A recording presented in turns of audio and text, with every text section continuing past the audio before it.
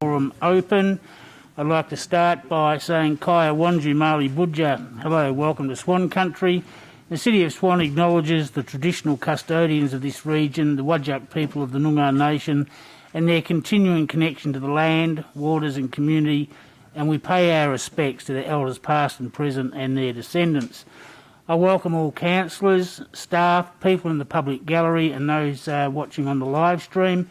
I trust everyone enjoyed their Christmas and New Year break and wish everyone the best for 2022. Item 2 is the disclaimer. Agenda forums are specifically for agenda items which are to be considered by council at the next ordinary meeting of council. Agenda forums are not decision-making forums.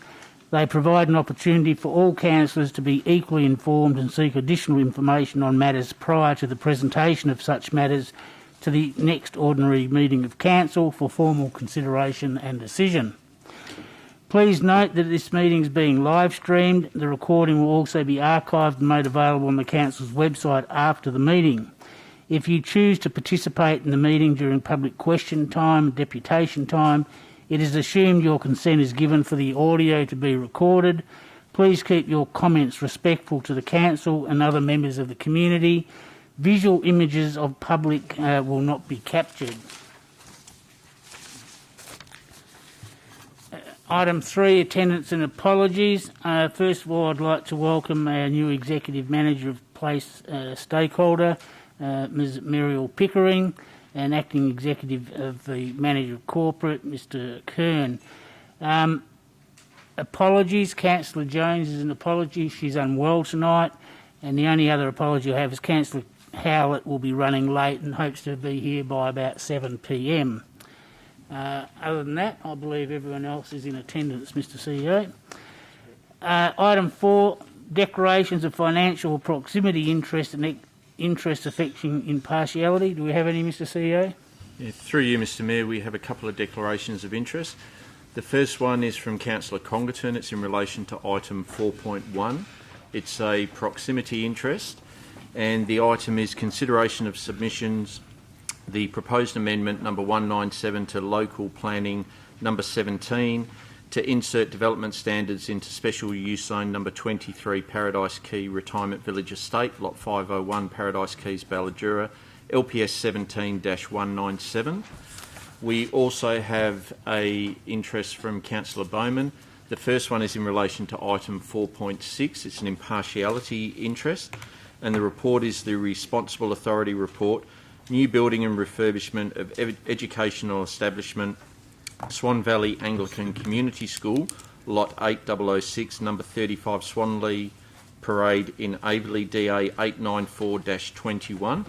Also item 410, which is an impartiality interest, and that one is the proposed outbuilding shed, Lot 320, number 218 Vines Avenue, The Vines, RCP 013-21.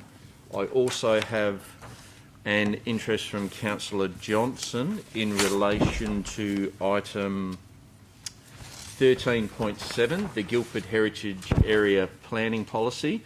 Proximity, I own a non-contributing house in Guildford. And then also from Councillor Johnson is item C3.2. It's an impartiality interest. Councillor Richardson is a fellow councillor and friend of mine, and they're all the ones we have. Mr Mayor, just a slight error there in my box ticking. That first one should be an impartiality interest, not a proximity interest. Okay, I'll change. You have me to change that, Councillor Johnson? Yes, please. Yep. Are there any others, councillors? Councillor Richardson, if you can complete the form and hand it up as soon as possible. Thank you. Yes, if you can read it direct and then hand the form up. Thank you. It's 13.7, Draft Guildford Heritage Area Local Planning Policy. Reason being, councillor, owner of a house in Guildford. We have C3.2, SAT reconsideration of 77 James Street, Guildford.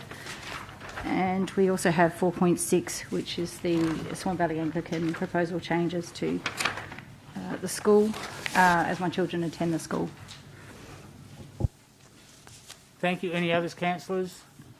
And it's been brought to my attention, Councillor Podovnik's not present in the chamber. Has anyone heard from Councillor Podovnik? No? Well, hopefully she'll be a late arrival. Moving on, councillors, item 5, public question time, questions relating to reports contained in the agenda. Item 5.1, questions of which due notice has been given, there are nil. Item 5.2, questions without notice on items in the agenda. Are there any questions from members in the public on items in the agenda? Being nil, we'll move on to item 6, reports and motions which previous notice has been given. And 6.1, you'll notice there's additional information from officers on item 13.9, Reconciliation Action Plan. And the CEO has withdrawn this item present to the March meeting of Council. The item was to lie on the table and therefore it was an error to provide an additional information as a report. It would have been more appropriate to provide the information as an addendum. Item 2.3, policy review of procurements on page 429. The CEO has withdrawn this item for it to be considered once the outcome of item C 1.9 from Councillor Bowman, delegation to tender review committee, is debated and determined. The matter will be then brought back to Council at a future meeting. Item 6.3, budget adjustments 2021 to 2022 and February 2022. An amendment to the budget adjustment attachment table B is required to rectify a duplication of the budget adjustment request reference number 1 for the purchase of computers to the value of $3,360, and see attachment 1 for the replacement table. Councillor Catalano, sorry. Thank you. I've got just a question about the RAP, and I realise it's been withdrawn. It's coming back in March, but I'm completely confused about where we were up to, and I can't remember where we're up to. So, is there a chance that we could have, like, the procedural matters pertaining to like where we are and where we're going to go forward on that item before that March meeting? It's a request. Yeah. Thanks very much. And just by way of explanation, I'll stand to be corrected, Councillor Catalano. There is a difference of opinion in wording, whether it should have been Indigenous or custodians, and we've referred that back to the Reconciliation Action Australia to give us some guidance. Sorry, it wasn't about what the issue was. It was about where we were procedurally. That's all, just procedurally. Yes. Thanks. Thank you. I'll just ask, can people in the public gallery hear me clearly or not? Thank you. Councillor Bowman. Mr Mayor, just a quick one. I noticed 4.6 hasn't had a little amendment change. There was actually a mistake in the calculations. I'm happy to move that amendment later on, but I would have thought it would appear up there on that. Okay, well, when we get to item 4.6, if you can raise that, Councillor Johnson. Yeah, thanks, Mr Mayor. I just wonder, Mr Mayor, if either you or the CEO could explain under what power the CEO is withdrawing agenda items. I don't think, does the meeting procedures allow that? Thank you. Did you hear the question, Mr CEO? Sorry, Mr Mayor. A question from Councillor Johnson. He wants to know what under what power do you have to withdraw items from the agenda? Through you, Mr Mayor, as the CEO, I can withdraw items from the agenda, and there is a section within the, is it the meeting procedures local law, Ms Albright, or did you want to elaborate? Thank you. Through you, Mr Mayor, under the Act, the CEO is responsible for preparing the agenda. There's nothing in the meeting procedures that specifically addresses whether or not or how items that are withdrawn from the agenda should be treated. But under the Interpretation Act, generally a power that is conferred to somebody to be able to do something also means that they are allowed to undo it. So if you're allowed to set the agenda and put items on the agenda, you're also able to withdraw them, which I guess makes sense given that there may be an error or information that needs to be provided relating to that item.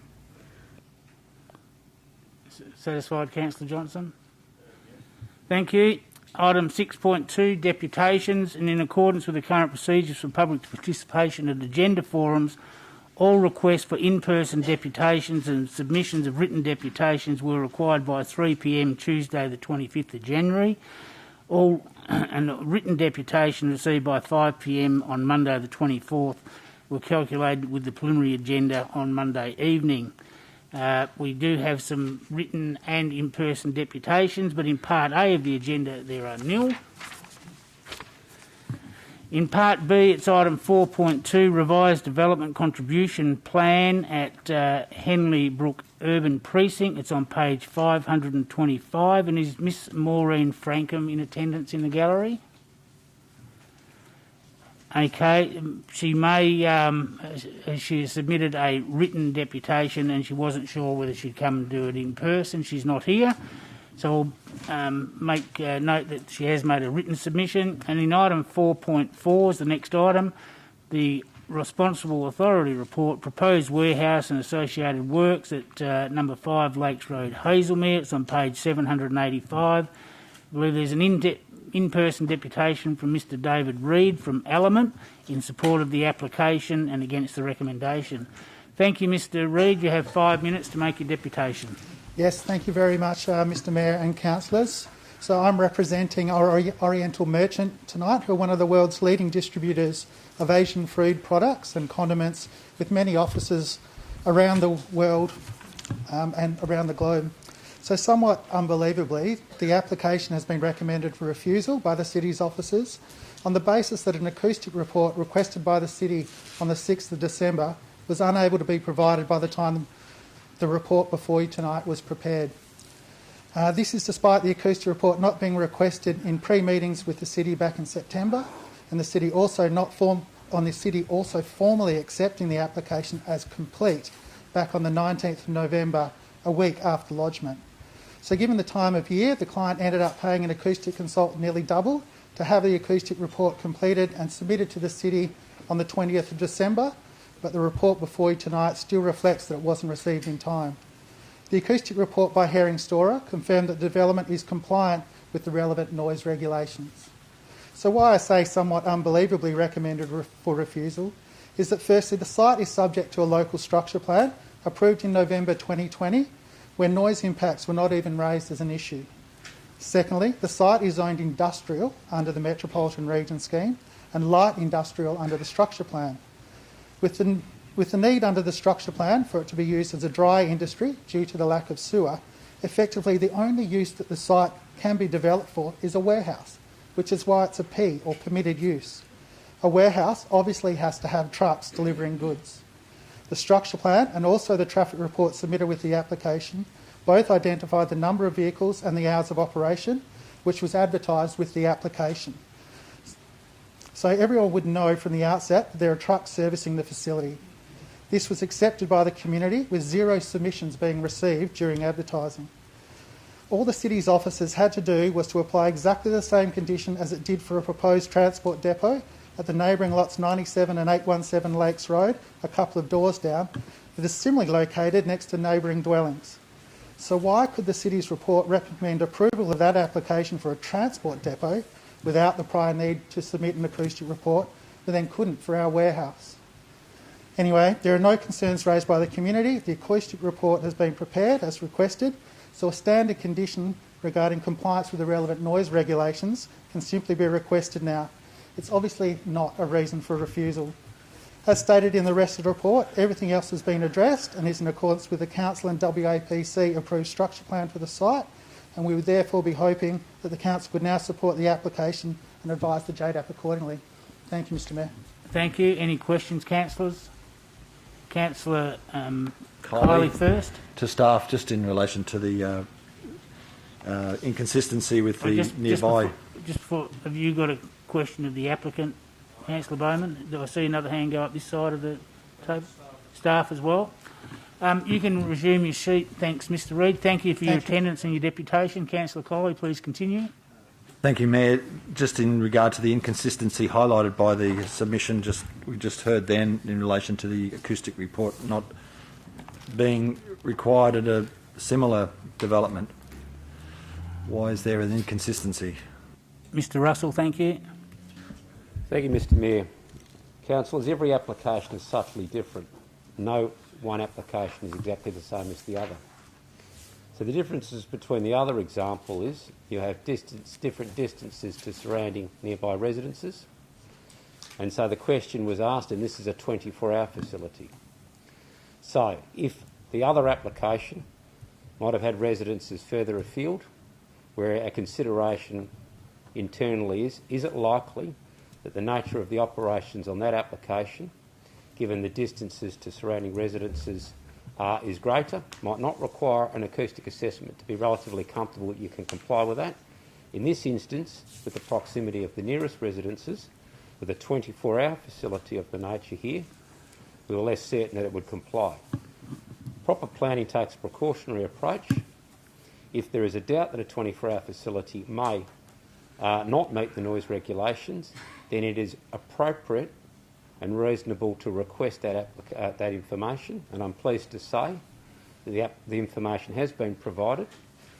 Staff have reviewed it, and we're happy to recommend that the application be conditionally approved, and it won't require any additional works or changes to the operation for the facility to meet the noise regs. The reason why we had to recommend refusal, as I'd made very clear to the applicant, Mr. Reid, very clear, the timing over Christmas and New Year and the Council's requirement for this to be presented to this meeting to make the JDAP timeframe required us to finalise the report when we did, and we could do not other than, with an issue that hasn't been resolved, recommend a precautionary approach to refuse it, and that's the reasons, Mr. Mayor. Thank you, Councillor Kiley. Councillor Henderson. Thank you, Mayor. The question's been answered. Thank you. No other questions, councillors. Then we move on to the next items. Item 4.6, the Responsible Authority Report, New Building Refurbishment of Educational Establishment at Swan Valley Anglican Community School, Swanley Parade, Averley. It's on page 824 of your agenda. Now, I've got two people here, Miss Melissa Powell, who's the principal, and Mr Neeson Jayakumar from the school, but they don't wish to make a deputation, but we're happy to answer any questions if there are any. Councillor Bowman, you have questions? Is it for Miss Powell or Mr Jayakumar? Either one. If one of you'd like to come to the podium and turn the microphone on, thank you.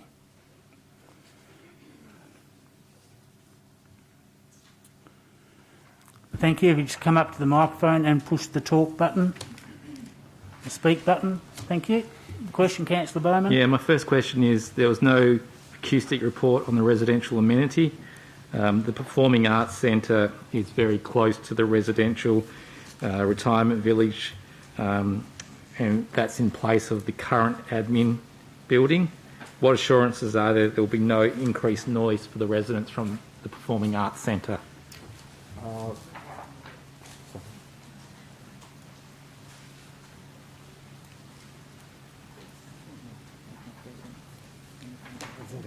The acoustic is in the current, so the performing arts in the current library, which is originally designed as a performing arts centre. The second part is we are having some studies done because we are going to have attaching classrooms running simultaneously, so there will be noise contained. Okay. And second question, if I can, Mr Mayor, the new building I see in the report's got the admin staff located there. However, the main entry is still going to be off Swanley Parade. If I'm a visitor to the school, where am I going? Because in the amended plans for the admin centre, which is now the Performing Arts Centre, I don't see where I'd go as a visitor to the school. So just to clarify, the admin centre is still in Swanley. So a couple of the admin staff, which we consider principals and deputy principals are considered admin staff, they'll be moving to the new building. Okay. So the main administration is still on administrative building, which is building 3 on the design. Okay, thank you. No other questions, councillors? Then I thank you for your attendance. Mr Mayor, I have a question of the staff as well. Okay, I ask you a question now. Thank you, Councillor Bowman. So my question is, there's $500,000 being recommended for public art at 1% of a $10 million plus construction. It should be about 100 and whatever thousand. Is that correct? And do we need to change that or move an amendment on Wednesday night? Thank you, Mr Russell. Thank you, Mr Mayor. In short, it's an error. I apologise, and I think it's appropriate, Councillor Bowman having raised it, to make adjustments to move an alternate motion to correct that amount. Thank you. Thank you, and that'll be taken care of next Wednesday night. Takes us to item 4.10, proposed outbuilding shed at 218 Vines Avenue in the Vines. It's on page 910 of the agenda, and we have an in-person deputation from Mr Sam Atasnafas. I hope I've got the pronunciation correct. And you have 5 minutes. Thank you, Sam. Good evening, councillors. Thank you for the opportunity to speak this evening. We are the owners of lot 499 210 Vines Avenue and are the southern neighbour to the proposed oversized shed at 218 Vines Avenue. I'd like to address some points brought up in the council officer's report, if I may. Firstly, you may note that in the report it states that the proposed shed is 47 metres away from our residence. What it does not state is that we are one of the only 2-acre blocks in the Vines. The original owner purchased 2 lots and amalgamated them. We have had WAPC approval to subdivide back to 2 1-acre blocks, and hence the proposed shed won't be 47 metres away from a house that will be built on the subdivided lot in future. Secondly, I would like to dispute the use of the shed. My neighbour lists the use as store a vehicle, caravan and incidental items. They are requesting 4-metre high sidewall. The average height of a car or caravan is between 2.7 and 3.1 metres. Why do they need 4 metres? The overall size of the shed is also listed as 104 metres square. Do we think these items need all this space? I think not. Currently, nearly every weekday in the afternoon, a large truck drops off raw materials and picks up items that have been manufactured by my neighbour. There is also manufacturing noise consistent with metal being cut and worked regularly. This brings up the question that a home business may be run, which is not consistent with the permitted use of land. This is of concern to me because not only will the shed negatively impact my property, but will also have consistent manufacturing noise to top it off. The third point, I agree that currently the shed won't have impact on the streetscape, as it is currently being hidden by mature trees to the west. But I invite you to look at the plan and tell me, how are the cars and caravan going to access the shed? The only way would be to create an access off the existing driveway to the west. This is because the shed butts up against a retaining wall and the boundary on the other side. This access would then require the clearing of the said trees, which states that it will screen the shed from the street. To be honest, my issue is more with the 4-metre high colour-bond wall that will be running 19 metres down the side boundary. And note, this is only 1 metre off the boundary fence. If the shed was the other way round, and I only had 5.5 metres on the boundary, I would not be here this evening. In most residential areas, the maximum colour-bond fence height is 1.8 metres. This shed should only have a maximum wall height of 2.4 metres. If we increase 1.8 metre fence height by the same factor as the shed's increase, you would get a 3-metre high colour-bond fence. Councillors, would you approve a 3-metre high colour-bond fence? I think not. And lastly, you may note that I have some good vegetation on my property, and this is listed as screening for the shed. Should it not be the responsibility of the person putting up a shed to screen their shed from my property? Why is it this responsibility being passed on to me? Thank you. Thank you. Question, Councillor Kiley. Thank you, Mayor. Thanks for your presentation tonight. I'm just asking in reference to the production of items on that property. Have you ever phoned council and asked for compliance to come out and have a look at or listen to? No, because as far as I knew, I got along with my neighbour and I didn't want to be someone that causes problems. I haven't said anything, but I'm thinking if they're putting up a massive shed and they're going to run a manufacturing business there every day, then it's only going to increase. So I thought I might as well bring it up. Any other questions, councillors? Councillor Richardson first. Thank you, Sam. So it was just in relation to that comment about the raw materials, like we don't have any more information about what you think. So they're kind of like metal beams and whatnot, and they've currently got like a gazebo at the back, and there's machinery there that cuts metal, and they're consistently doing it. Usually starts in the morning, and then the truck picks up whatever he's done with the metal again in the afternoon. Okay, thanks. Yeah. Councillor Henderson. Of staff. Okay. Any other questions, councillors? Then I thank you for your attendance tonight and thank you for your your time. deputation. That takes us, councillors, to parts of staff. I thought you said you put your hand up by mistake. Must be the muffled response. Question, Councillor Henderson of staff. Thank you.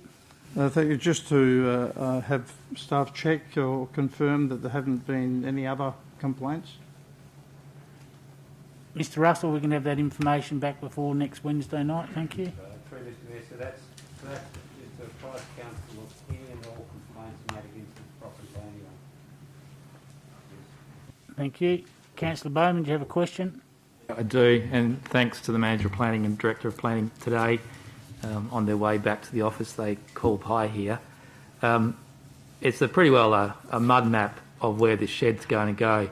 There are trees out the front that I've read in the report that are going to be screened. How can we be sure that that's where the shed's going based on this mud map? Do we need more information or whatever we do?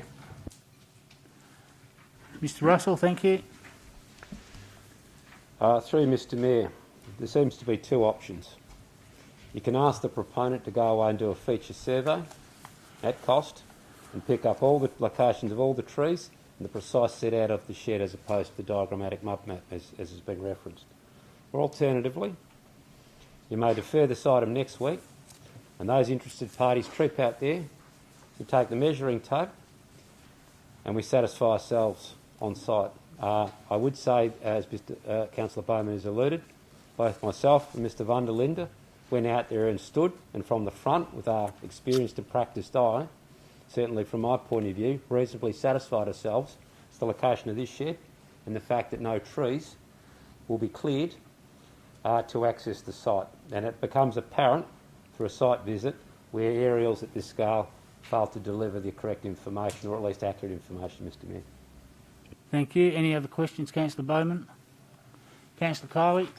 Thank you, Mayor. My question to staff in relation to what other questions could we have of the applicant in regards to whether they intend to operate a business out of there, or what's the tipping point between a hobby and a home business that we have an involvement in, we have a say in? Through Mr Mayor, home business is just that, the commercial realisation of an activity for profit generally. A hobby for your own domestic use associated with a property, not so. It is a blurry line. If someone says, I want to have 20 cars on the site and work on all of those as a hobby, and it could create the same sorts of amenity impacts on the neighbour as someone doing it for commercial gain. So it is not necessarily per se, in terms of impact, whether it's a domestic hobby activity or a commercial arrangement, but the scheme governs that, defines what a business is as opposed to a hobby activity. But in reality, the impacts may be largely one and the same for the most part. But that's the thing there. Those questions, the allegations around what the applicant is doing, unfortunately, we can't answer. If there was an opportunity to put those to the applicant might choose to answer those. But as we've said many times before, they're applying for a shed. They're not applying for a home business, and the approval of the shed does not come concurrent with a home business. If they undertake a home business and there's complaints and they're found to be in breach, then they'll be liable. Thank you. Any other questions, councillors? Okay, the next item on the agenda is item C.15. It's the Lloyd Street Bridge. But with the consent of the deputies, and I've got 7 listed, we have one other in-person deputation. Would you mind if that person goes first? There'll be a maximum of 5 minutes with a couple of questions, rather than having to wait 40 plus minutes before they can present. Is that agreeable? Thank you. I appreciate your cooperation. So, councillors, we're now going to move to item C111. It's the Bullsbrook Community Kindy on page 1225, and I believe there's an in-person deputation from Miss Ebony McKay, President of the Bullsbrook Community Kindy. Thank you, Ebony. You'll have 5 minutes once you speak. So good evening. Thank you for allowing us to make a deputation regarding the lease between the Community Kindy and the City. I'm the president of the committee, and I have with me Michelle Williams and Michelle McKenzie, who are teachers and EA respectively of the Kindy, and they may be able to assist answer any questions that you may have. The Community Kindy has been in the community for 45 years. My son is a third-generation member of our family to attend the kindy, which will hopefully give you some insight into the strong connection a lot of families have to this kindy. The kindy has provided an education program to 4 to 5-year-old children in your jurisdiction and surrounding catchments. It provides a multitude of learning opportunities for up to 40 children each year. It's run by the community for the community, and many volunteers that play an active role in your community have started their volunteer work at this kindy. Our outstanding reputation for delivering a play-based education program has seen many families travel daily from many places to enrol at this kindy, and it's endorsed by many people, such as Maggie Dent, who's a huge supporter of our kindy. With the new development, there has also been an increase in inquiries about future enrolments, and this is encouraging for us as it indicates a long-term commitment to the community and Swan, and that this kindergarten will be sustainable for the long term. The kindy is a not-for-profit charity that's run by a small management committee consisting of parents, staff and community members. The program is provided by 2 EA Education Department staff, and the Minister provides a small grant to assist with the costs of running the program. This grant is approximately $16,000 per year and is a fixed amount, as per the indicators by the Department of Finance. Despite the beliefs of some, there is no negotiating this amount by the Minister. And funding for the kindy is obtained mainly through grant applications, donations and fundraising. The Management Committee are deemed the service provider of this kindy and are responsible for the budgeting requirements of the kindergarten and ensuring that the building is well maintained within the boundaries of our lease agreement with the City. I would like to take this opportunity to clarify to councillors the purpose of the grant provided by the Minister. This grant is to assist the Management Committee to provide a kindergarten education program for the children who attend, and it by no means covers our total expenses that it takes to run this kindy to its full potential. The guidelines for community kindies state that it should be spent on education materials, utilities, cleaning, gardening, lease fees, education materials and insurance. Our total expenses for 2021 equated to roughly $22,500, and a further breakdown of figures can be viewed in our audits and financials submitted to the City yearly. The current lease agreement held with the Management Committee is for a 2-year term with the option for a further extension, and this amount charged by the City has always reflected statements made in your policies and our immeasurable contribution to the City of Swan community. Historically, our lease has increased annually by CPI or 5%. Our current lease is $2,500 for 2021, and this new lease will see an increase in the amount to over $7,000. There is also approximately another $3,000 in additional costs to add to this lease amount to take over additional items the lease would now require the kindy to perform. An example would be mowing the car park, cleaning the carpets, windows, insurances. In total, this would see an increase in leasing costs to over $10,000, which would be almost 70% of the total grant received from the Education Minister. I will advise we have booked a meeting with administration, but believe this matter needs to be dealt with urgently, given the start of the school year next week and the vulnerable position the kindy is in, as we are now delivering an education program in a holding over phase, which is not ideal. We strongly reject the new terms and advise that anything above a CPI increase in our lease will close the kindy due to the financial strain it will place on the kindy, and this will be a permanent closure of an important community service lost to ratepayers and residents of the city. The Kindies Committee pays our fee to the City. We've fundraised $75,000 for a nature playground and have sourced funding for construction of a new fence to the satisfaction of surrounding landowners. You have 1 minute left, thank you. We are willing to add value to your capital asset. We care about this building and the community and only ask for a fair and equitable agreement in return.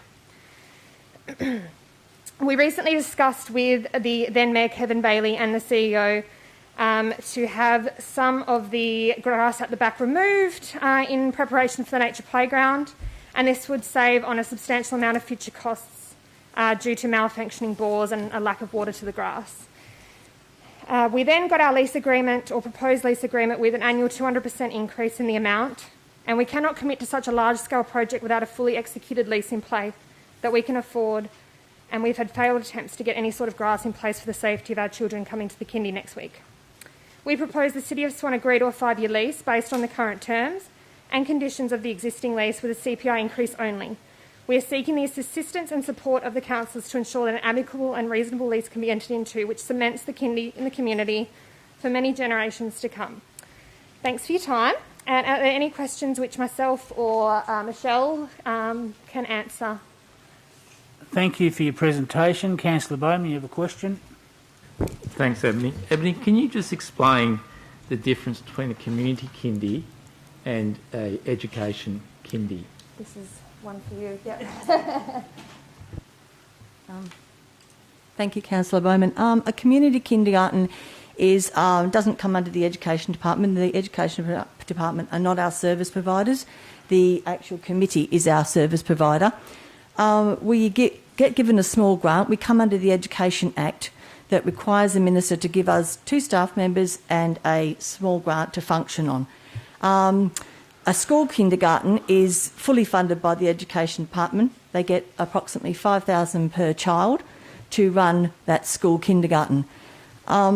Basically, we are run by the community, we run by the parents, and we are funded by grants, fundraising, donations, anything that we can basically get our hands on.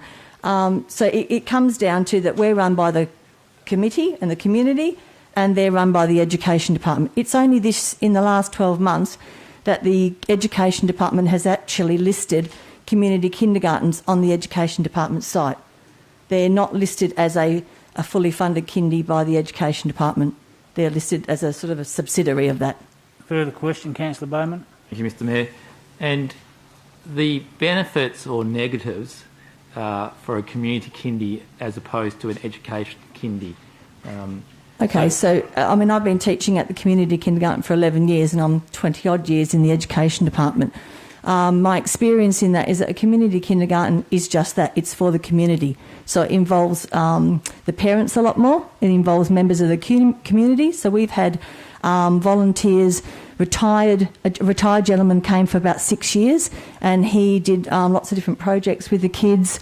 The parents get a lot more say in how the kindergartens run, so they can bring in their wealth of knowledge.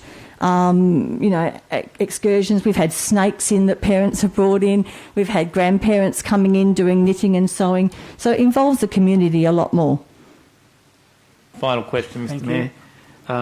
Ebony made mention that if the lease or licence went from the 2.5 to the 7, which plus the cost is 10, the kindy will have to shut down. Seems a fairly big step to say that. Is that amount of increase that much of an impact on the operations of the kindy? Oh, most definitely. Our costs this year were $22,000, and I can tell you now, during the COVID cleaning stage, both the teacher and the teacher assistant, to keep costs down of the amount of cleaning that we had to hire, we've done it voluntarily to keep the kindy open. We've been doing that for 2 years, and we intend on keeping doing that. We do the best we can on the money we've got. We're a well-resourced kindy, there's no doubt about that. We've looked after our money really well. But to increase the lease by that much, it's going to take 3/4 of our money, and that's going to compromise the education of the children. So I think the only answer would be either to use the $75,000 that we've got for the nature playground and use that to pay our lease every year to the City of Swan, or close. Thank you, Councillor Richardson. Thank you, Mr Mayor. This one is for Ebony, if I can, or our staff, if I can't find the answer. So. Hi, Ebony. Hi. I just had a question in regard to what discussions and negotiations were made regarding the state of the grass by former Mayor Kevin Bailey prior to around October last year. Where did you get to with your discussions regarding that grass? So it was an in-person meeting at the kindy, and it was agreed, obviously, if the nature playground was to be constructed at the kindy, that the City of Swan would remove the retic and prepare the groundworks for the nature playground. And the predicament we're in, obviously, without a lease, we can't invest $75,000 into putting the nature playground there. But that also means that the issues still stand with the malfunctioning bore and the lack of grass. I mean, at the moment it's just dirt, there is no grass, and we've got kids coming next week. So we have also attempted to email and explain, obviously, our issues with there being no grass and the issues each year. And it's a huge cost to the city as well, having to replace that grass every year. And obviously the nature playground would be the resolve to those issues. but without an executed lease that we could afford, we can't add that 75 grand asset there just yet until this is sorted. This is just why there is some urgency, because we don't want to be without grass, we don't want to be without the playground. So it's a bit of a catch-22 at the moment. So nothing was progressed from that conversation then regarding the grass? It's still... No, it's still dirt. Okay. Yep. Thank you. Any other questions, councillors? Councillor Conklin. You, sorry, excuse me, Ebony, before you sit down, could you please tell me, have city staff been in contact with you and organised a meeting, and if so, when is that meeting, please? Yes, 4th of February with administration. Thank you. Thank you for your attendance and deputation. We'll go back to item C 1.5. It's the Lloyd Street Bridge. It's on page 1207. And I thank all the deputies presenting on this item for allowing the previous agenda item to go first. It is really appreciated. So I've got the first speaker is Mr John Considine. Yeah, We've had a change in the order. I apologise for Professor Considine, Dr Ilchik and Miss Cassie Rowe. They won't be presenting this evening, but I am, and Dr Stimfel is as well, and Francesca Flynn. Thank you. And you're Miss Bowden? Borden, yes. Borden. Thank you, Miss Borden. You have 5 minutes. Thank you. Thank you very much. Thank you, Mr Mayor, councillors, staff. I speak in favour of Councillor Johnson's motion and against the officer's recommendations offered up as a compromise. Of itself, a compromise doesn't always satisfy either party, neither getting entirely what they want. In this case, the concept plan continues to represent a loss for the Helena River wetland, and voting for it will see the city champion it as a great advancement for the project and wash its hands of it, then hand it over to the state. The state will proceed with the Batter Bridge development and offer little protection for the preservation of the Helena River Conservation Category wetland and its cultural history. Consider 2 recent matters. One, sorry, I'm on medication, I'm sorry. Just take your time. Thank you. If you need an extra few moments, please take it. Thank you. Consider 2 recent matters.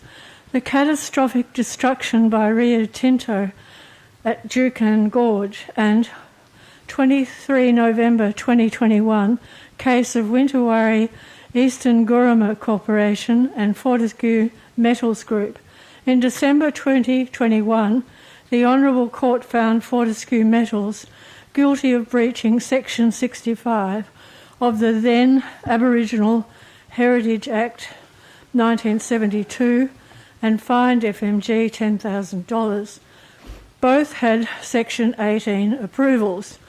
I submit like elements in the FMG case can be extrapolated to the Helena River wetland situation and should put our representatives on notice as to the potential for future legal action.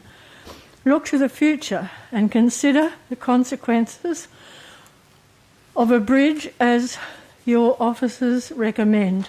Once such a bridge is in situ, will traditional owners be satisfied proper process was followed? In the FMJ case, Niall Parley Elders Chairman explained that the traditional owners didn't understand, I'm quoting, didn't understand the agreement and had felt pressured to sign, close quote. It is known that the traditional owners in the Helena River Section 18 approvals were adamant they did not want a bridge. However, were they pressured into accepting the Batter Bridge? Ask what occurred on site and whether or not the TOs were provided detailed plans, full disclosure and information. Before adding their signatures, the TOs in the FMG case requested legal advice at the meeting and were told there had already been far too many delays and that the company would next take the matter to tribunal. And Author Paul Cleary, in his title fight, How the Yindjibarndi Battled and Defeated a Mining Giant, points to a divide and conquer tactic of setting one group of Aboriginals against each other, contending this is often used to counter and or overcome Section 18 approvals. If not applicable directly at the time, the Lloyd Street Bridge Section 18 approvals, there is evidence mounting post-approval to indicate a growing unrest and mistrust among the Aboriginal community as to how the Section 18 approvals were carried out and reached. While the $10,000 fine was pitifully small, considering the plus $500 million FMG was concerned about, this case has precedential potential. Expect of your executive officers that they will take all necessary steps to provide recommendations based upon sound, well-considered data, and that mitigates legal and other risks. The Honourable Minister Safiotti's comment reported in the Echo that if you do not support the Batter Bridge concept plan, she will hand the bridge back to the city, is to my mind reactionary and coercive. You have the right to vote without intimidation. I contend a bridge needed by the state will be funded, whether within this budget or a future one. A better bridge will be cheaper in the long run, intrinsically and economically. Allow this process to occur. Protect our ancient, rare, natural wetland asset and its cultural heritage. Councillor Johnson's proposal is more likely to mitigate legal and other issues than will the concept plan recommended by your officers. Your decision will either save a natural asset or destroy it, and it will be on record. Consider how the positives of saving it can outweigh the negatives. I urge you to vote for Councillor Johnson's motion and against the concept plan recommended by your officers. Thank you. Thank you. Any questions, councillors? No questions. I thank you and call upon the next Deputy, Dr. Miralina Stimful. We are just mixing up tonight. Francesca Flynn will be the next one. Okay, Ms Flynn, you'll have 5 minutes once you start talking. Thank you. Thank you very much. And if anyone can't understand me, my accent's thick enough as it is without the mask, so just please let me know. Thank you for letting me come here and speak to you again tonight. I've been asked to come and speak to you on behalf of some Wadjuk traditional owners who can't be here tonight in support of Ian Johnson's proposed motion C1.5. In response to the proposed motion, the City of Swan offers a comment talks quite confidently about what the traditional owners want. It goes as far as to say that Main Roads are involved with ongoing consultation with traditional owners to ensure that their preferences are addressed.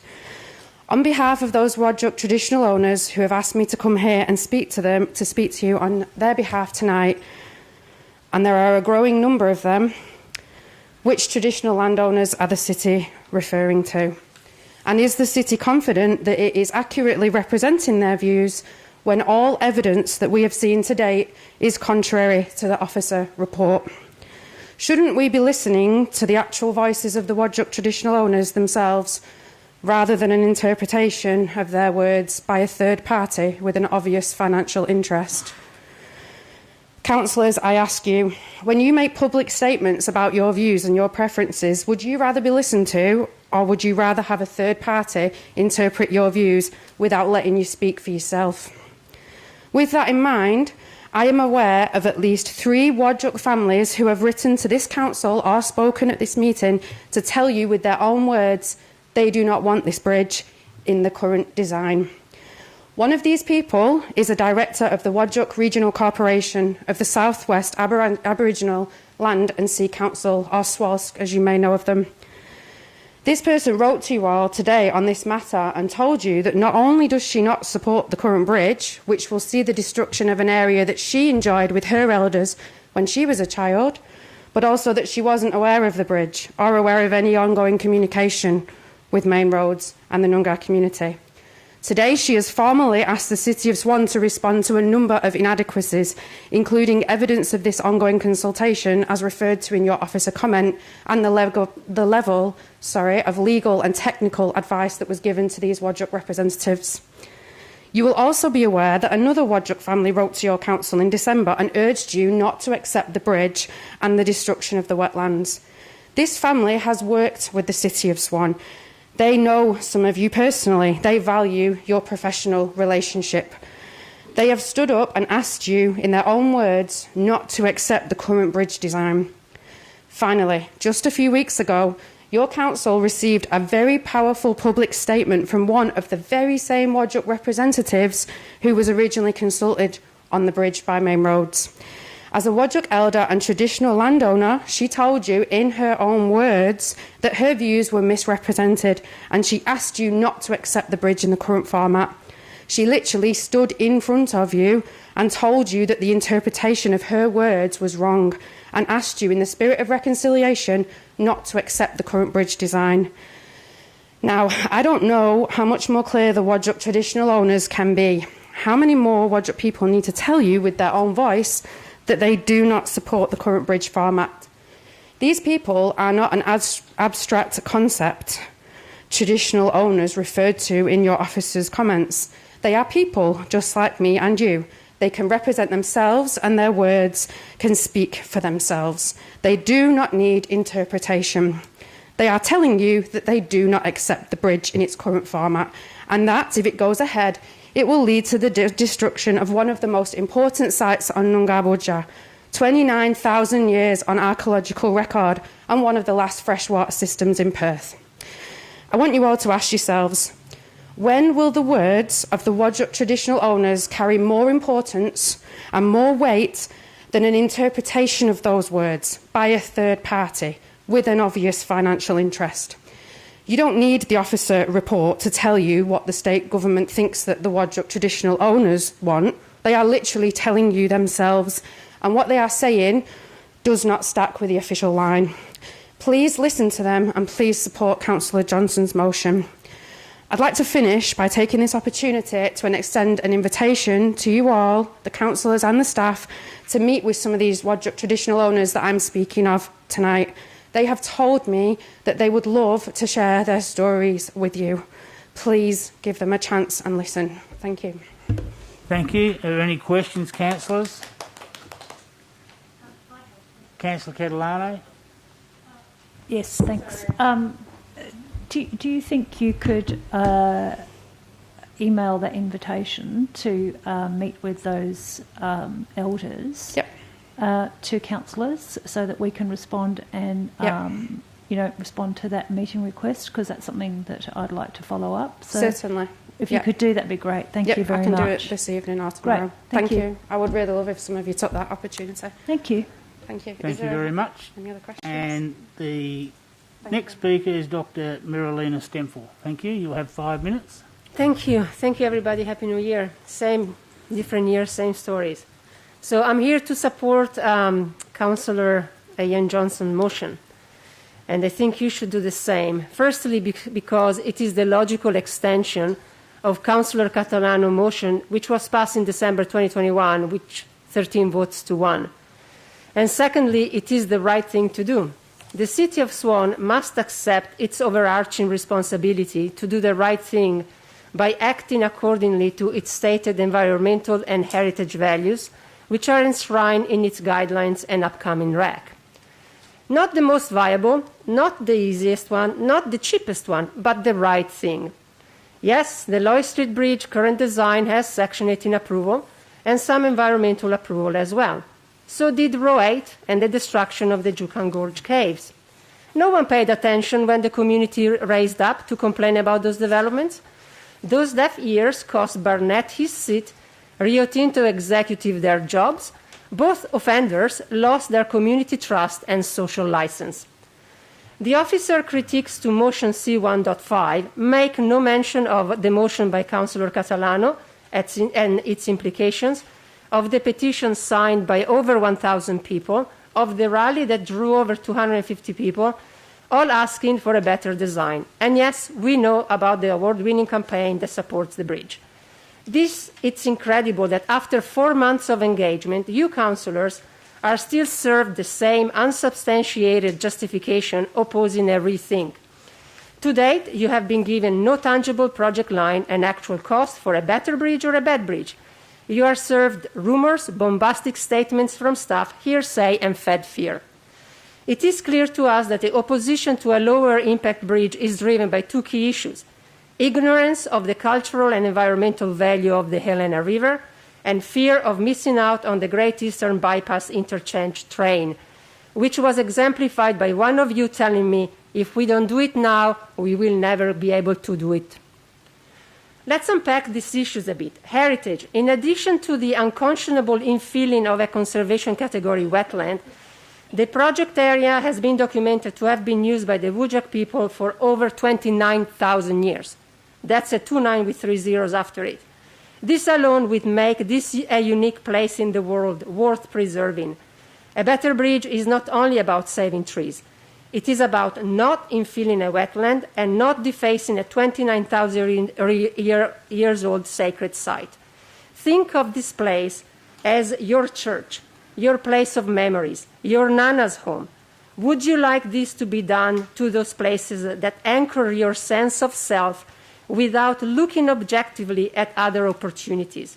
How can there be no reasonable doubt that a high-impact design is the best you can deliver to the community? Fear of missing out. The money. We still don't know how much either bridge will cost. However, if there is substantially more money for a bad bridge, there is certainly will be some more or less or the same money for a better bridge. No one wants bad press. No one wants community headache. And I can assure you that bad press and more will come if a low-impact bridge design is not considered. The schedule.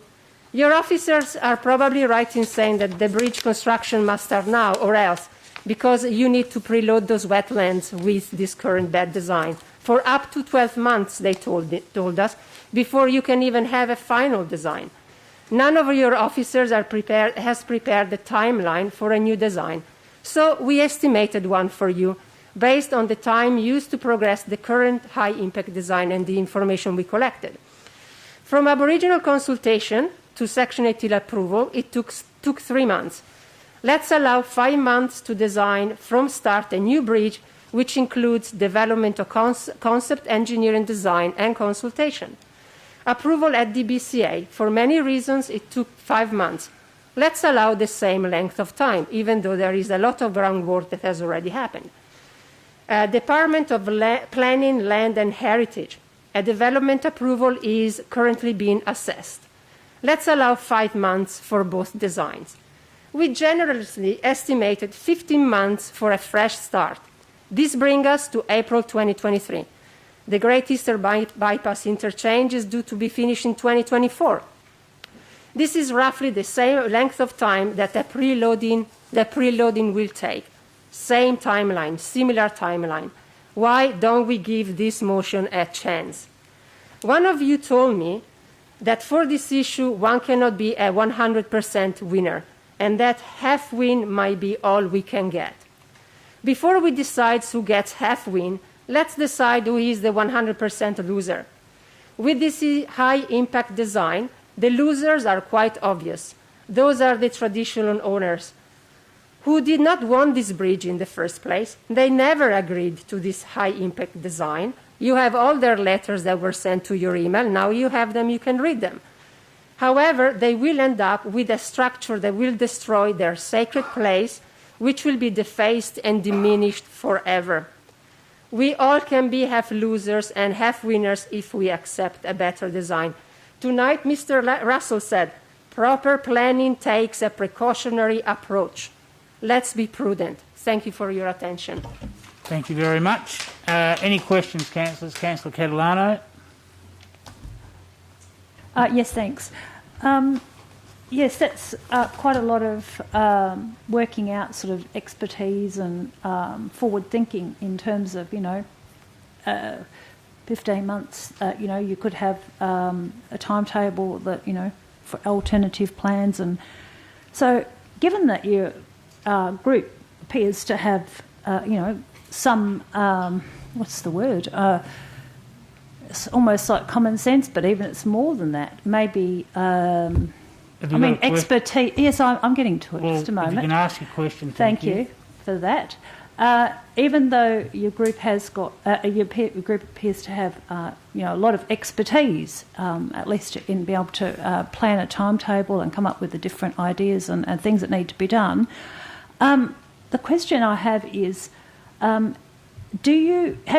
you, because the motion at the last meeting was that I believe the Helena River Alliance were to be, the word I think was included in progressing the design to completion.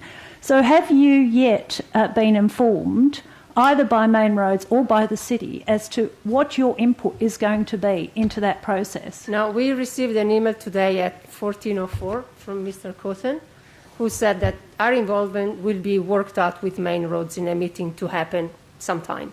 We have written to Main Roads, the City of Swan, to ask to be involved. We detailed what we wanted to do, but so far, with the exception of this email at 14:04 today, there has been radio silence. Do you think that perhaps part of your involvement might be actually to get involved in working out just what you might get involved in? Do you see my point? Yeah, I do. We're talking about involvement. And probably, yes. Yes. Involved means being part of a group. So we and should being be part of that group. early discussion and all discussions, in fact. Yeah, I don't believe it was it didn't say involvement of the Helena River Alliance after the City of Swan and Main Roads had consulted about what that means to them. I don't believe it had that. Would you agree? I would agree 100%, Councillor. Okay, yeah. So there may be a question then that I've got from Mr. Cogan about and so that. would the traditional owners. Yes, because represent. the traditional owners were also included in that in part of that motion, correct? So the same applies to the traditional owners, exactly. Yes, thank you. Thank you. Any other questions of the presenter, councillors? Then I thank you for your deputation. You had a question for Mr. Coton? Yes, thank you. So, Mr. Coton, well, you've just heard what my question there. So my question is then the involvement wasn't prescribed in that motion, and therefore the involvement of both the Helena River Alliance and the traditional owners actually should be also about how far their involvement is or what kind of things they can get involved in. I don't believe that motion stipulated that this has to be prescribed by either the city or Main Roads.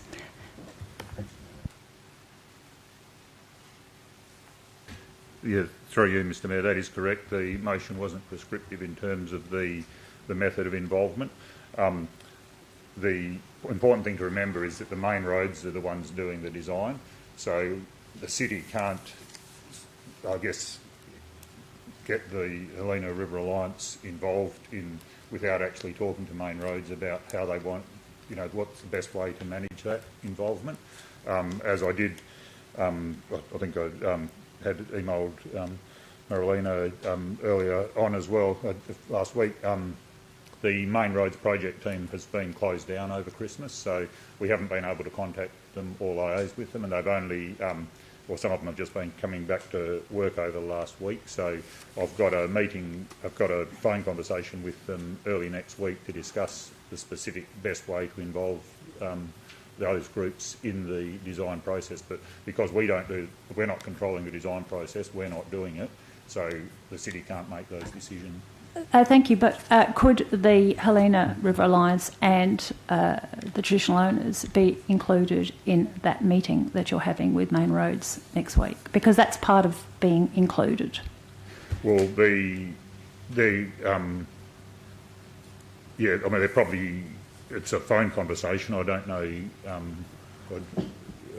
I think it's probably best. It could be. You could do a Teams meeting, for instance. I mean, it's not out of bounds of possibility for more than two people to discuss that.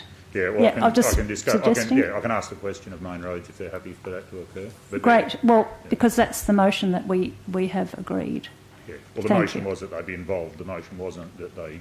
It was that they be included, I Yeah, think. I don't think it wasn't like. Yeah. Anyway. It was that they be included, and it wasn't any particular time it starts at or any particular part of the discussions with Main Roads, I believe. Well, I don't want to get into a debate, but I will ask Main Roads if they're happy for those groups to sit in on a Teams meeting. Okay, well, that would be great. Thank you. Thank you. Councillor Johnson, you have a question? Thank you, Mr. Mayor. Yeah, look, the officer's report makes the fairly not unexpected statement that a longer span bridge is going to cost a lot more money. It says tens of millions of dollars. Would it be possible to use our advocacy program to request the tens of millions of dollars once we have a concept design and we know what the likely cost is going to be? Could we get the money like that? Through you, Mr. Mayor. Through you, Mr. Mayor. If that's a desire of council, then we can certainly include that.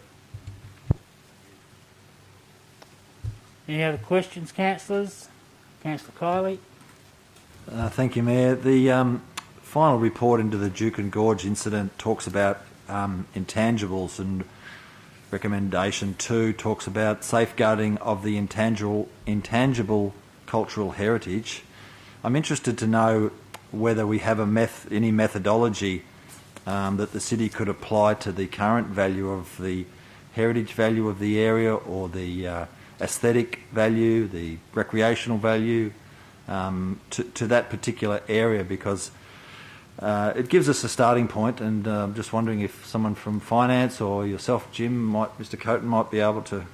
I mean, we look at trees, for example, and we've recently gone through a process of giving it a value to a tree, which in itself has potentially no value, but we do apply a value to trees. So I'm just wondering if there's any methodology we could apply to that area. Mr. Coaten, if you can answer it, if not, you can take it on notice. Well, there's no methodology that the city uses to quantify those costs. I'm not sure if there is one, and I think it would be largely subjective, even if there was, to some of those things that are difficult to quantify, to put a dollar figure on some of those things. Follow on then, how do we go about giving a value to a particular tree? What are the essential elements to that?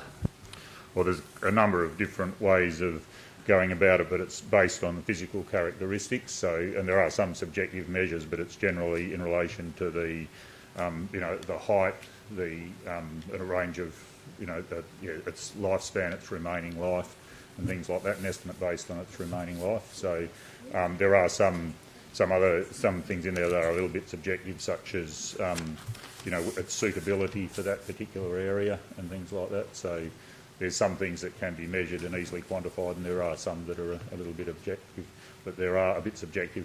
And there's several different methods of working it out, and they use different formulas. It's effectively, it would be fair to say that it's not inconsistent with city process to actually give a value to some intangible item or area or space. Well, I think in terms of putting a dollar value on heritage value or amenity or recreational value, I think that would be quite difficult to do. And I'm not aware, I know for certain that the city doesn't have a process that does that. Final call, councillors. Any other questions on this item? Then thank you for all the presenters. Mr. Jerry Hanson advised me via text that he's held up on a construction site on the other side of the river and is unable to make it. So that completes all the deputations. That takes us to item 6.3, councillor questions regard to any other items on the agenda. Councillors, do you have any other questions, please? Councillor Henderson. Okay, let me just work through them.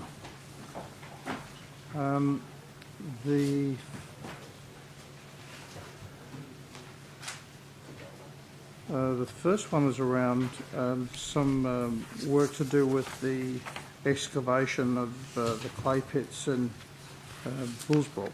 Can you give us an item number, please, councillor, or would you prefer me to work through the matrix and just withdraw them as we go through? Yeah, it looks like it's 4.7.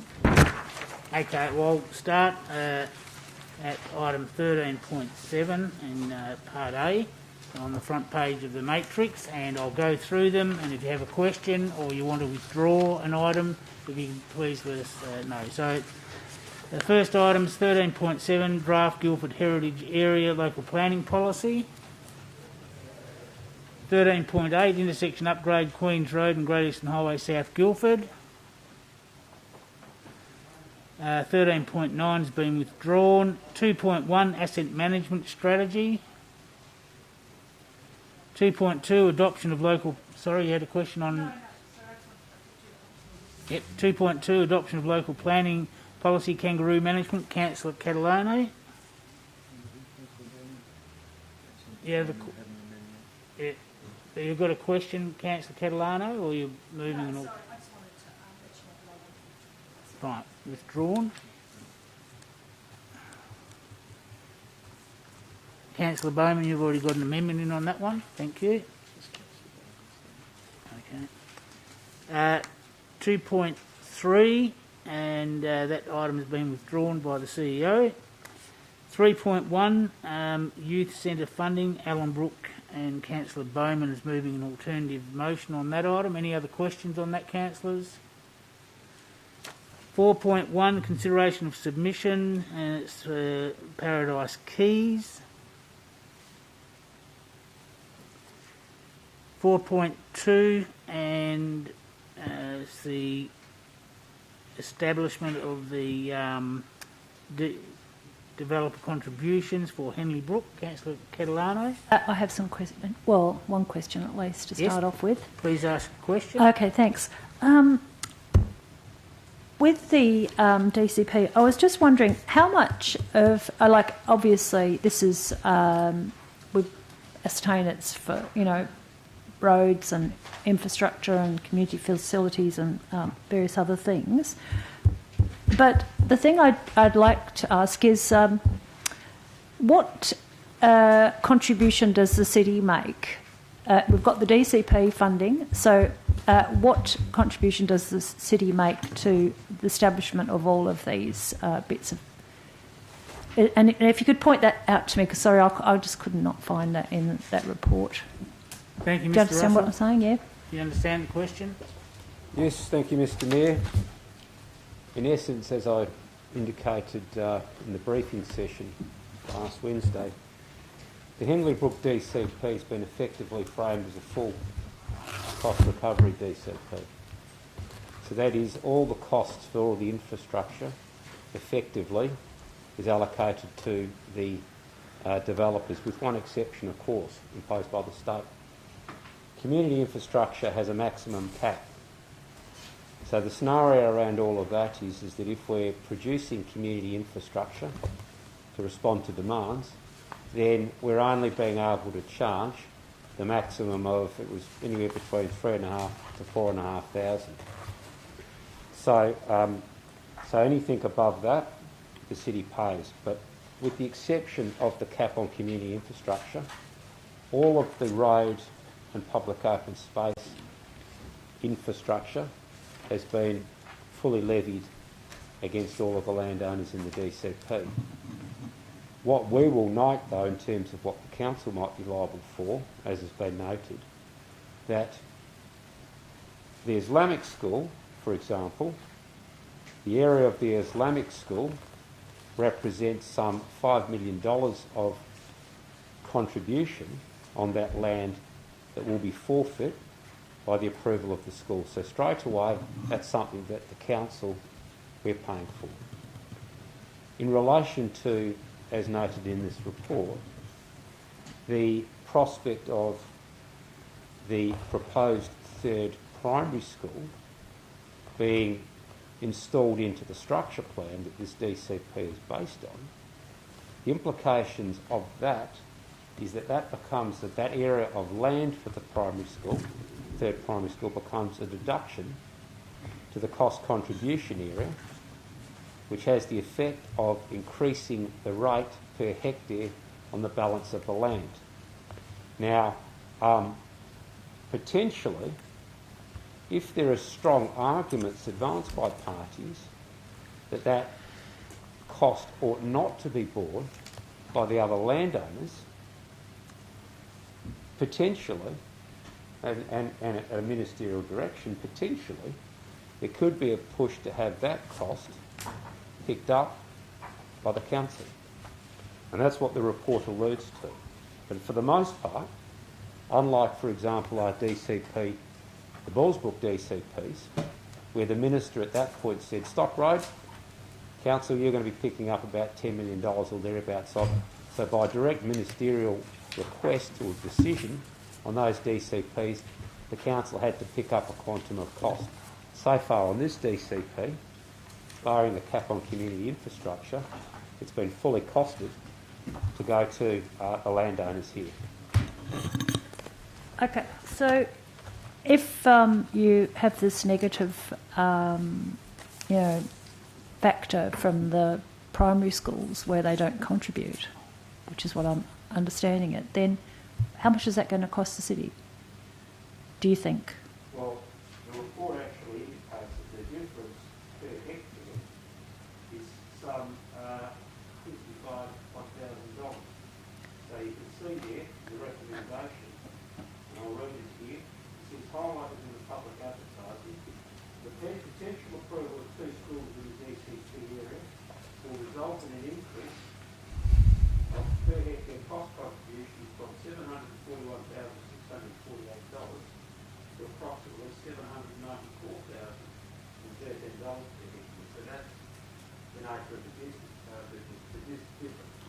If that increased cost is not levied at cost for a landowner, then it's a cost. Okay, so what we're going to assume that it's going to be levied across the other landowners if the schools don't pay. Is that what you're saying? Is it going to, or isn't it going to? And if it isn't, how much is it going to cost the city if it isn't? Well, the decision, like all decisions on planning matters, will rest with the minister. If the minister says makes a decision that appears that says that the extra cost of the school will not be the freight cost with other stakeholders. It will be picked up. You won't be afraid it will be then effectively the cost comes to the city. And what do we... I can't say that at this point because, of course, has it gone to the minister? No, what do we estimate that to be? Thank you.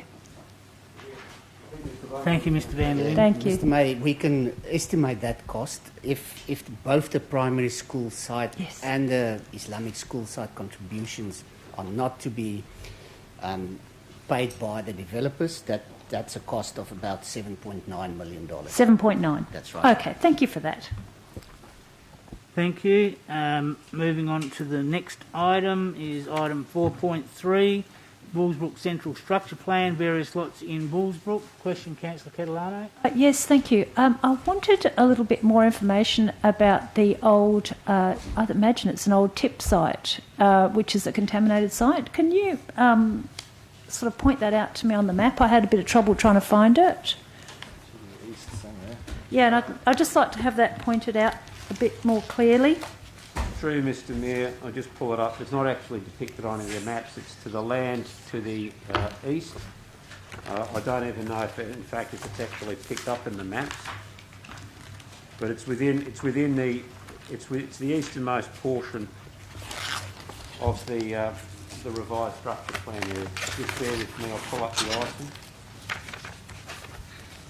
Perhaps, Councillor Catalano, you can view it in the office during the week or before. Oh, next week. okay. I just wondered what's going to happen to that rubbish tip. I mean, they're going to remediate it. Do you have more information about that?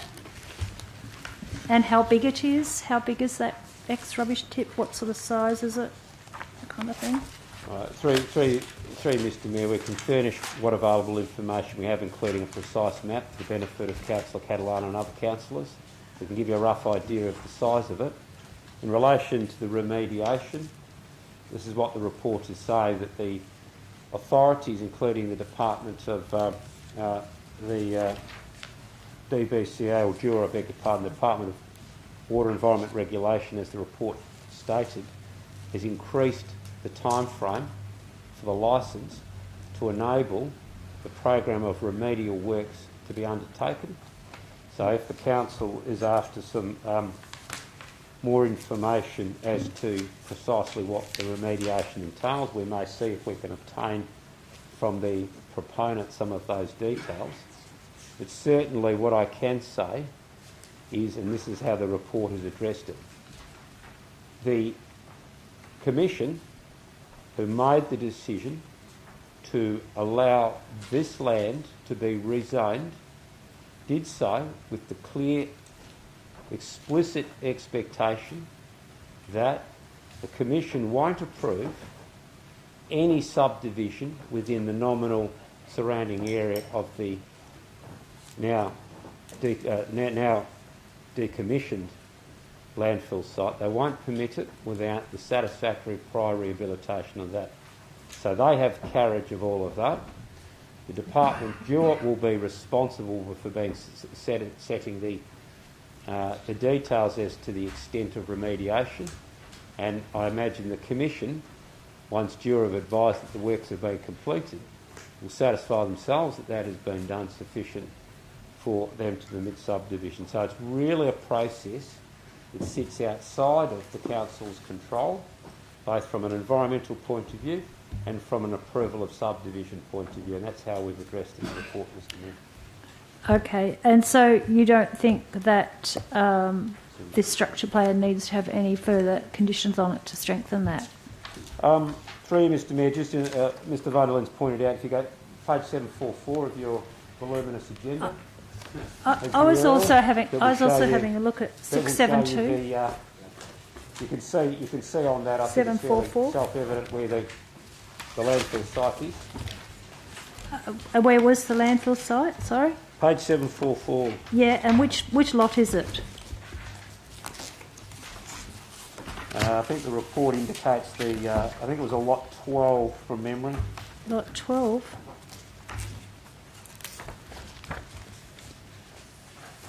No, there isn't a lot 12 on there. There's another map on 672 which might doesn't have the portion 1288. The report actually, Mr Mayor. Oh, 1288. Right. Okay. The report actually Good, provides the address of the lot in question. But that's actually outside of the structure plan, though, is it? By the look of the map here, that's outside of the structure plan. Half's in, half's out. Yeah. Oh, okay. Is it?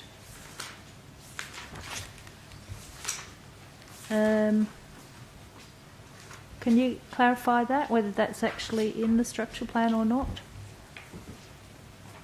The red boundary is the added area, so it's slightly outside of the structure plan, but of course the implications of the operations by way of what we would nominally look at as a separation distance impacts the land within the structure plan. Yes, okay. All right, well, I suppose the thing is, do we need to put some extra conditions on that or not?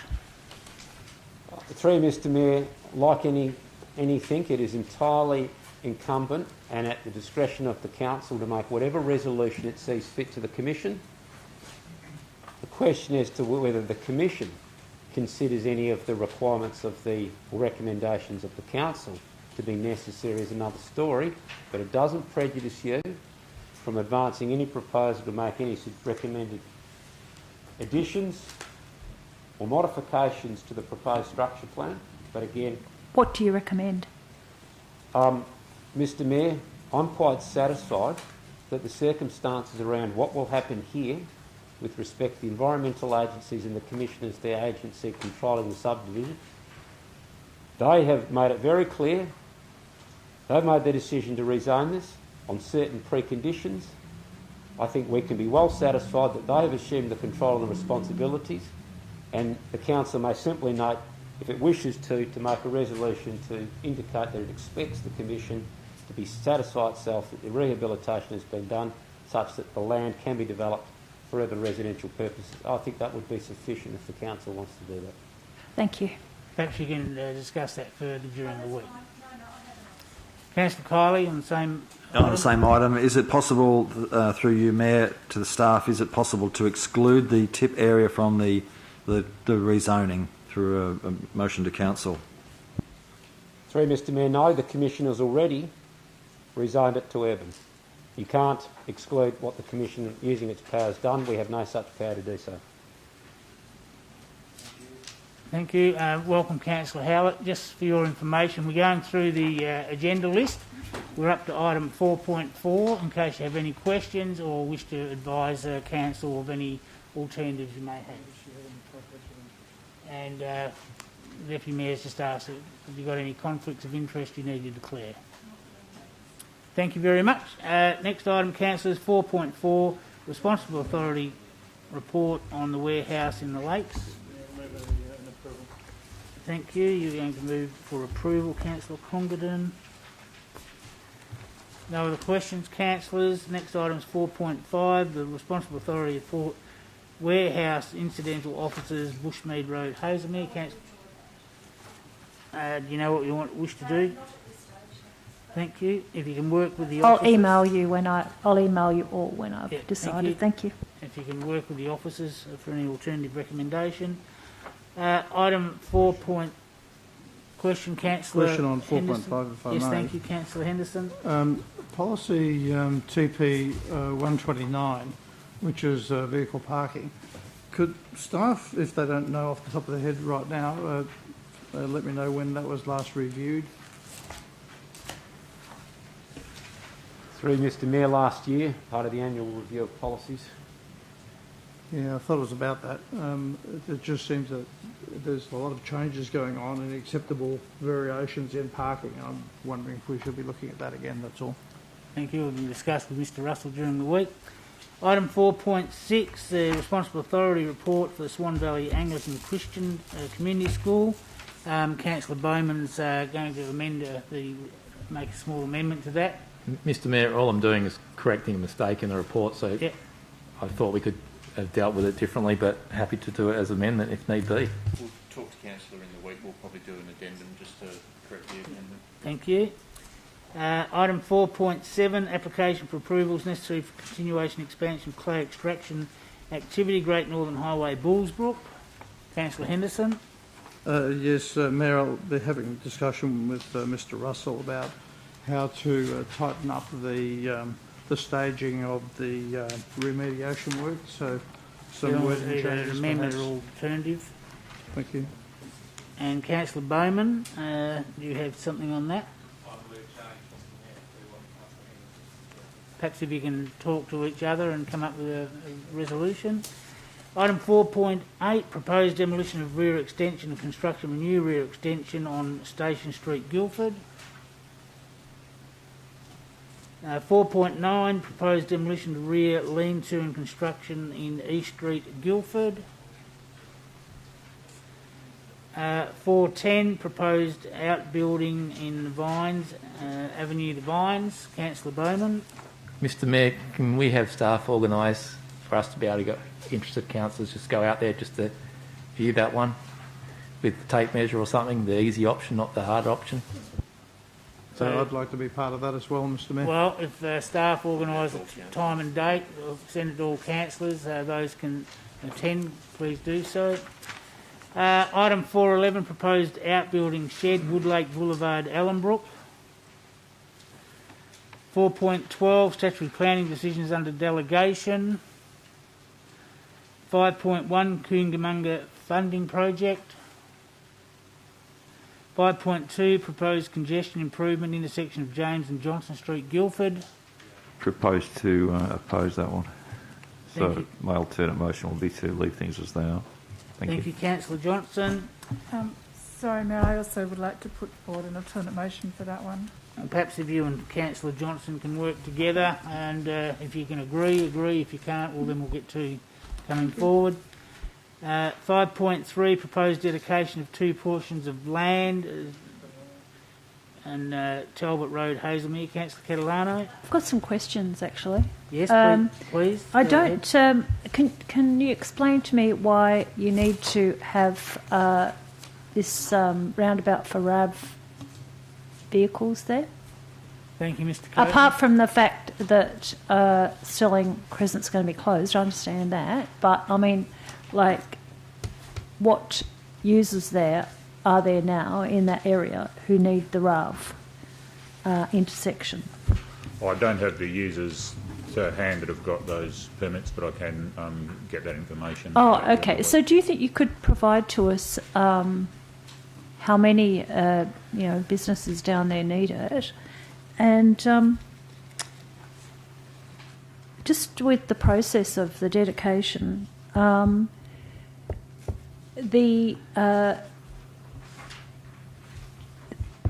compulsory purchase of that is not... The dedication will mean compulsory purchase. Is that correct?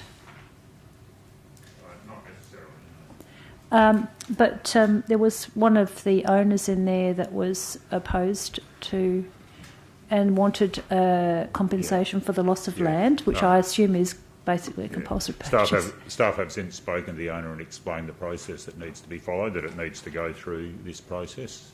So if you could just explain it to me, because sorry, I didn't quite get it in your report.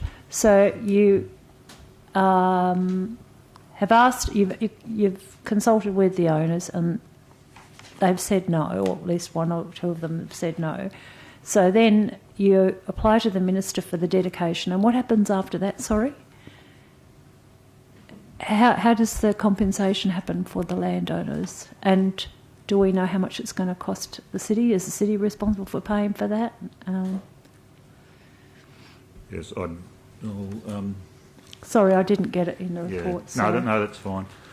I'll send that. I don't have the value to hand. I will send that information out to you. Okay, so no, but just with the process, then. I mean, you're probably aware of the process, then. So you've got to dedicate. This is a motion for to ask the Minister for a dedication. Is that correct? Yes, that's correct. And then the dedication. What does that trigger? That dedicates it as a road reserve. Dedicates as a road reserve. So then, and then after that is the compensation process. Okay, but once the dedication's taken place, who is liable to buy that land? Who has to buy the land? Is it the city or is it the Minister or the state government? City. Okay, so as part of this process then the city's going to be up for some funds. They're going to have to pay for it. So it'd be really good if we could know how much that's going to cost us. And the other thing I also wanted to ask about is I just didn't quite understand the indemnify the Minister, or is it the Department, for any... you know that bit about the MD... Can you explain that to me? Yeah, that's standard requirement that the state government, and that's on all our reports for dedication of road reserves. So what does it actually mean? Sorry. Can you explain how that works? It means that as part of the process, claims won't be able to be made against the Minister for participating in that process, for going through that process. So that's a requirement that the state government... Yeah, what kind of claims are you thinking about? I don't quite understand what the claims might be. Well, I guess they could be anything, but the Minister is indemnified against them. So that is a requirement that the state government puts on all of these things. So, I know they put that on there, but what does it actually mean? What does it mean that we might be liable for? That's what I'm asking. Does anyone know? Well, in my time, no one's ever come back with any claims. So, I mean, there possibly would be... Well, do you think we could find out? Because I mean, if we're going to indemnify, if it's going to involve some kind of claim for a start, what kind of claim? Because I don't understand what the claim might be. Like, is it them? I don't know what kind of claim it could be. So if you could explain what kind of claim that could potentially arise, and the costs that might be involved in that claim. Just so that I know what that clause means or what that particular item is all about, because I'm sorry, I just don't understand it. All right. I'll try and provide some information on the... I'm not aware of any claims that I can... No, but if you could tell me what it means, that'd be great. Perhaps we could have some legal advice on it or something. What does it mean for the council to be, to have indemnified the department or the Minister? In that respect, can I please have that information? Yes, no, for the meeting? Thank you. The legal officer. Thank you. Section 56(4) of the Land Administration Act, because that's the where the indemnification comes from. Councillor Henderson, you have a Thank you. question? I imagine, Mr Mayor, that our LGIS insurance would cover such things. Would that be right? Well, this is to indemnify the minister. Anyone can sue anyone for anything, and we don't know the reasons because they just might make them up. Can I suggest that we know rather than assume? And that's what I'm asking for, the information. I don't want to just assume. I'd like to actually know. Mr Russell, for certain. Thank you. Sorry.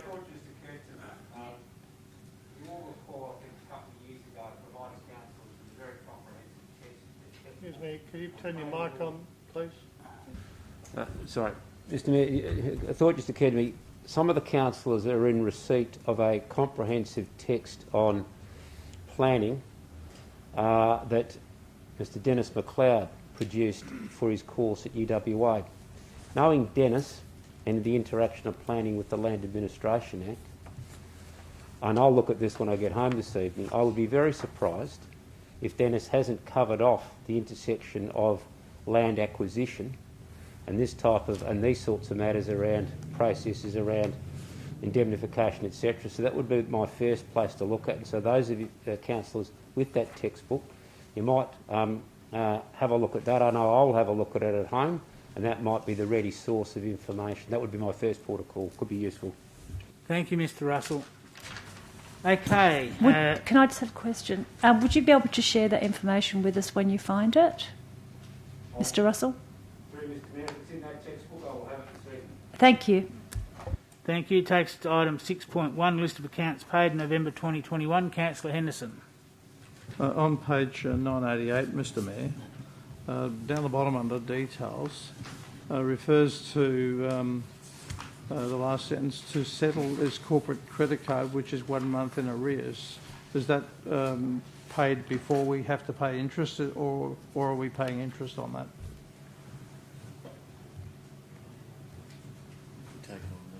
I've taken on notice. Thank you, Mr Councillor Henderson. Okay, and so the other question then is on page 990 under direct debits. So is that $45,000 effectively the cost of our merchant card for 6 months? Yeah, same again. Take it on notice and get the So answer. roughly 90 or 100,000 a year is the figure I'm looking for. If it is, thank you. Thank you. Item 6.2, Financial Management Report for period ended 30th November 2021. 6. You have a further question? That's on page 1042.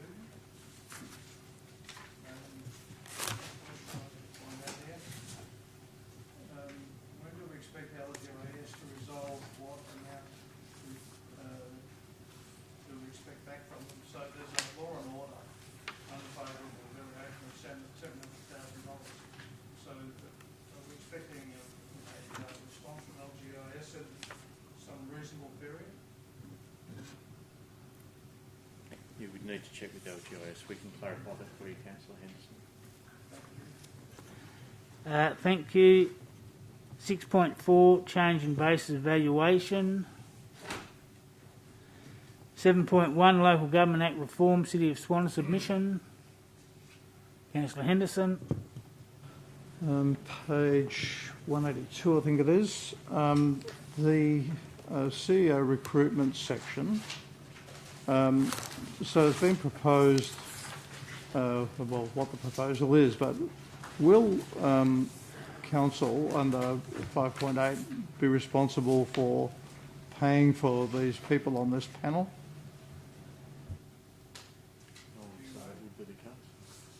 I'd imagine so, Councillor Henderson. So why would we support that? Ms Albrecht.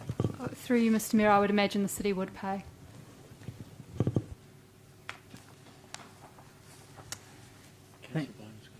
Councillor Bowman. Mr Mayor, am I correct that some of the comments provided by councillors, I understand there wasn't that many, haven't all been put in, and if there's only 1 or 2 comments from an individual councillor, that staff have gone with what staff think? Ms Albrecht.